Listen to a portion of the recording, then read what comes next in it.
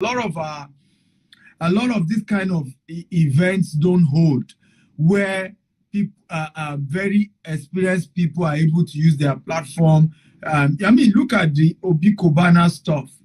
Is it Obi Kobana now? Yeah. A lot of people didn't know how the guy started.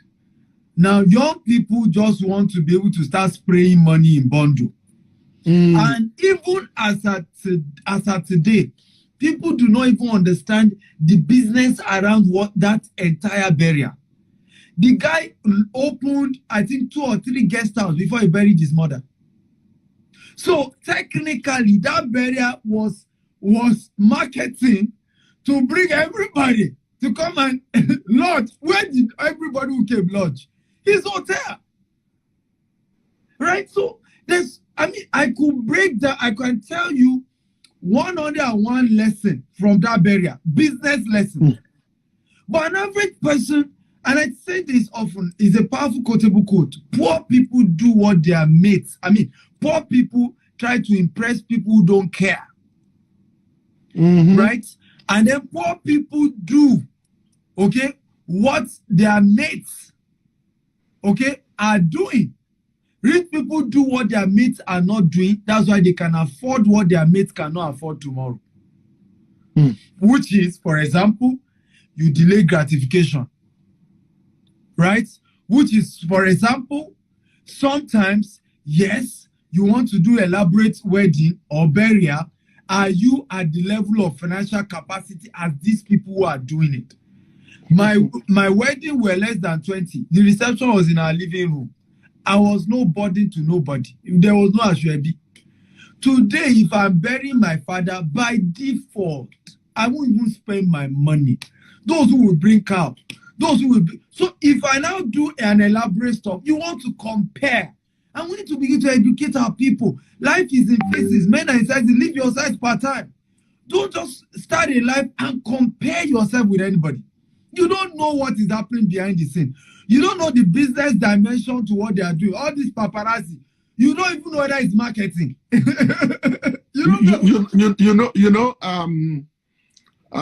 Before we got our house in Nigeria, yeah, my wife and I practically drove a car for almost a year. For almost a year. And people say, oh, Sheyilo, see, it is you that know Sheyilo. I am the Sheyilo. I am the one who knows what I am gunning for. Yeah, absolutely. Even when my wife was going to move here, and I spoke to, another thing is people should have financial advisors. People you can talk to that can give you advice on your sound finance. Advice. Sound. Not people who don't have results. My wife coming to school here was going to be impacted by the kids. That means she won't be able to walk.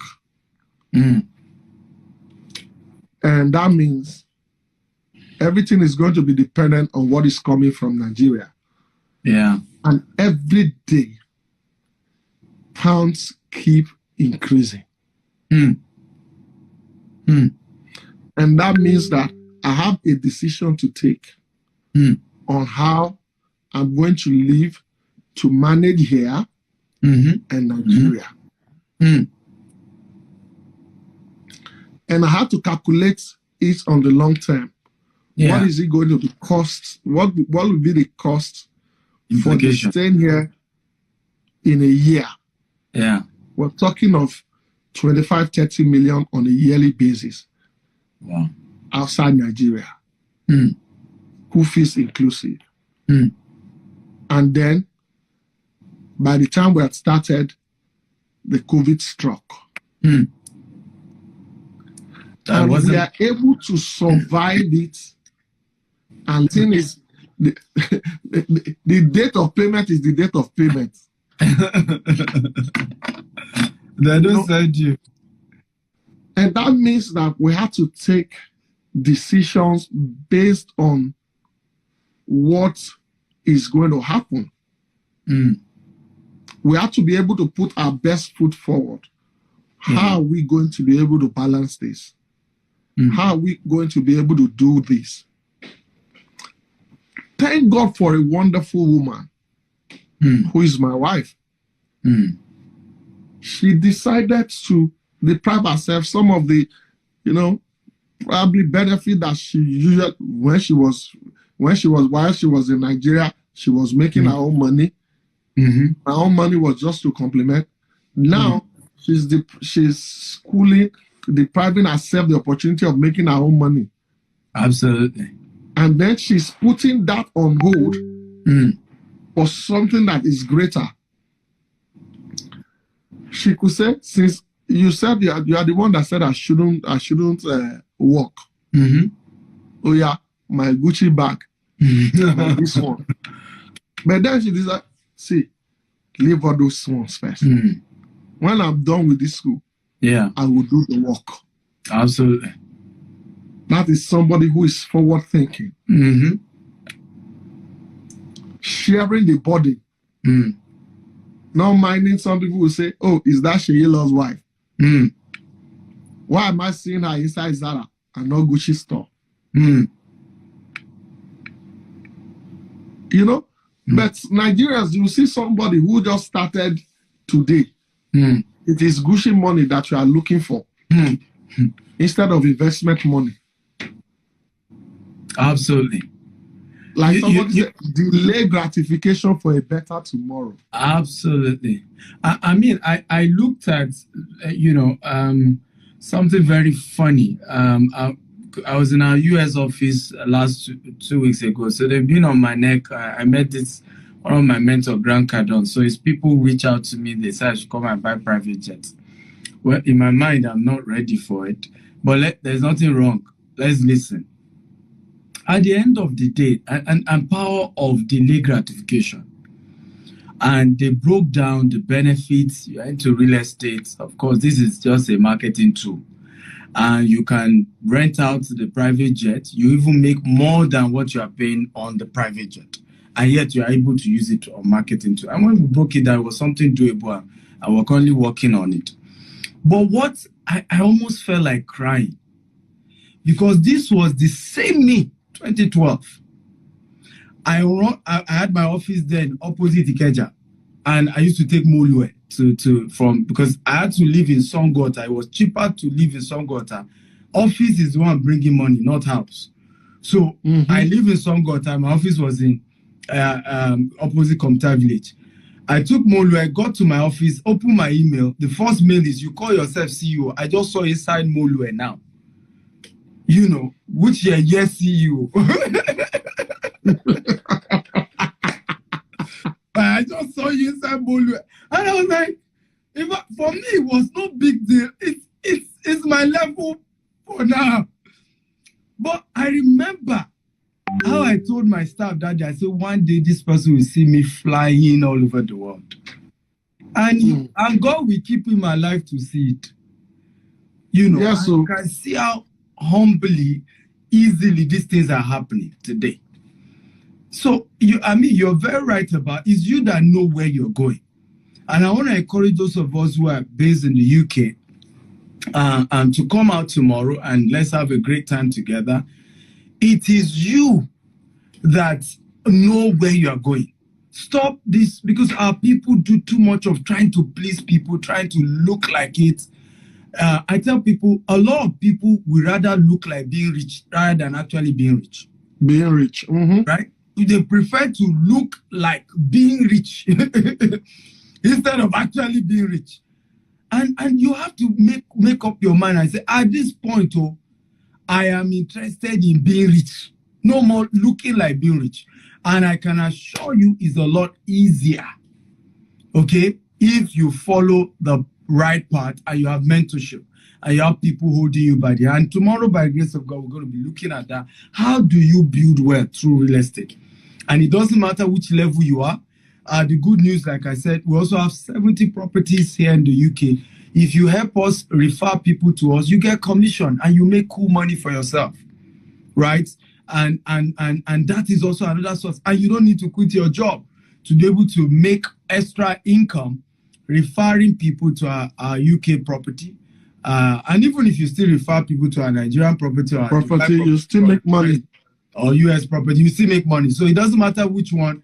We are actually currently the only Nigerian real estate firm, okay, who actually has real estate properties we're marketing across 4 continents of the world. The only one. Nobody else is doing it. All our other competitors, when they come here, they are only marketing their Nigerian property, right? We now, in the UK, in the US, in Dubai, right? We actually have UK property for you, US property for you, Dubai property for you. The Nigerian one is a bonus. If you still want to do it, absolutely. Knock yourself out. You know, I was even discussing with somebody, and the person was lamenting about going back to Nigeria to invest. And really, the person invested in properties in Nigeria. But calculating the exchange rate now, taking a loan from here and taking it back to Nigeria to invest. With the current exchange rate, the person is at a loss already. Serious loss already.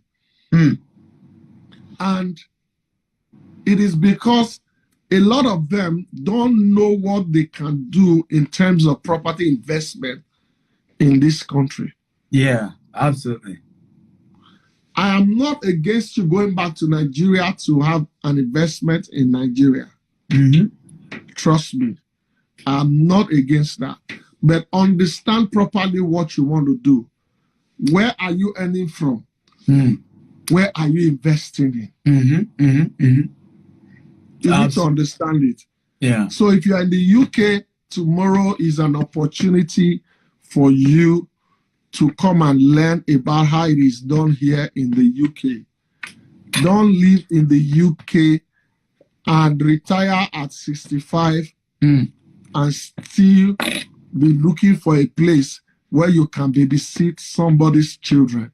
The white will invest and invest and invest, and by the time they are 60, 65, an old woman from the UK here is in the Gambia with a young small boy from the Gambia massaging her feet.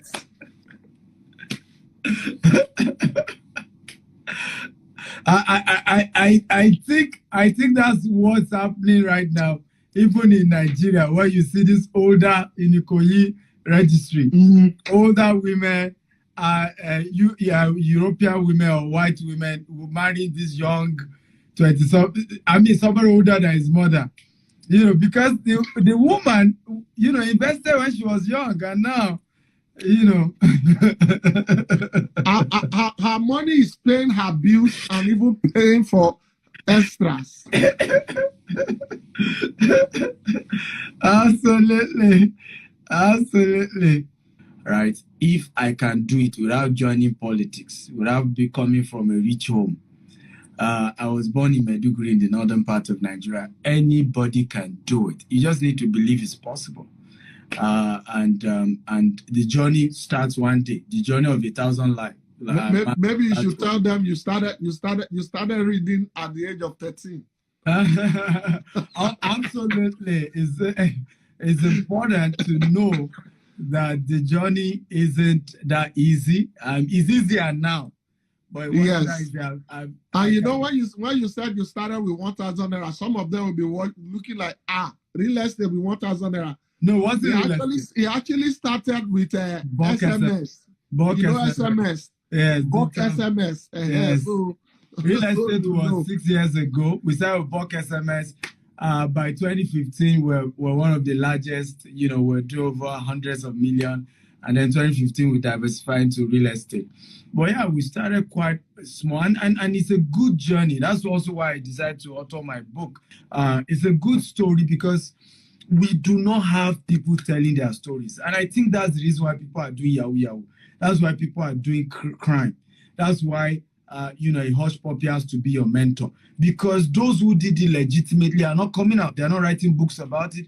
They are not sharing their story. They are not, and I do a lot of talking nowadays, not even for any reason, but because we need positive role models. I don't want my children to grow up and just build and just.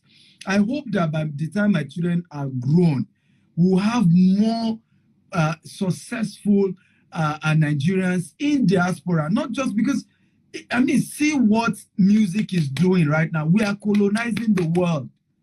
I mean, don't get it twisted.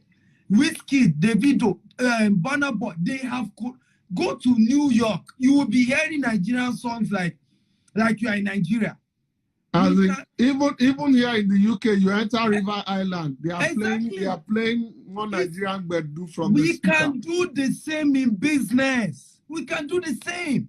And that's a proof to us that once we unite, the only reason why that is working is how many artists are fighting each other. There are one or two disagreements, but it's not that we are united around our music, right? We are united. And if we begin to do the same in entrepreneurship, somebody said, what I do is more of democratized entrepreneurship and business. And I agree, that's what I'm really doing. If we can get more of our people in this part of the world, start owning. Thank God that you are working. We are the best nurses. We are the best doctors here in the UK, in the US. We don't have a Nigerian-owned hospital. How bad. We are going to keep bad now. You know, talking about the US, I was in Maryland and I met some Ethiopians. Yeah. And they were talking about how they came to, like more or less colonize the taxi industry, the cab industry in the US. And trust me, when you hear these people's modus operandi, you will understand the way they work. It's in the power of collaboration. Absolutely. The power of collaboration, unity. It doesn't take anything away from you. That's why I am so open. You can, even at some point, they were saying that, because when people like us started comedy, we met some senior colleagues in the industry, and it was a bit of a gap between us. Like, then you are seeing this senior colleague where he's standing with his friend. You can't even move close. To go and say you want to go and stand. But for me, the moment I joined and I started growing, it wasn't what I wanted. I wanted other people to have the opportunity. And I am not saying it to boast about it. I thank God for giving me the strength to be able to do it. My colleagues can attest to the fact that I am probably, if not the first, probably the second or third most helpful comedian. Wow. That provide assist.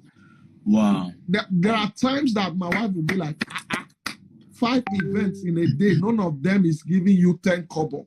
Wow. Because I will go out to support younger colleagues. Sometimes drive as far as Songwater. Sometimes I'll go to Ojodu. Sometimes Ibadan. This one, not collecting 50 kobo. And I say it all the time that I have done more free events than I have done paid events. Wow. But it has not reduced, it has not taken away anything from me. Powerful. It hasn't taken away anything from me. Because those boys today, like I always tell people, one of the things that some people fail to understand, your network is the summation of your networks plus the summation of the network of the people that you have helped. True. Because somehow, if you look at somebody like AY, by the time you see a Sheilo, Sheilo is AY's boy. You say that. So when you are looking at AY, you are not just seeing AY, you're seeing AY standing on the shoulder of a Sheilo because he helped Sheilo to grow. And that's what some people don't understand. If you help others to grow, you are automatically going to be riding on their shoulders. Right now, they are standing on your shoulder to stand. They are leaning on you to stand. By the time they find their feet, you will be riding on their shoulders. Absolutely. You know, so we must learn to collaborate. We must learn to help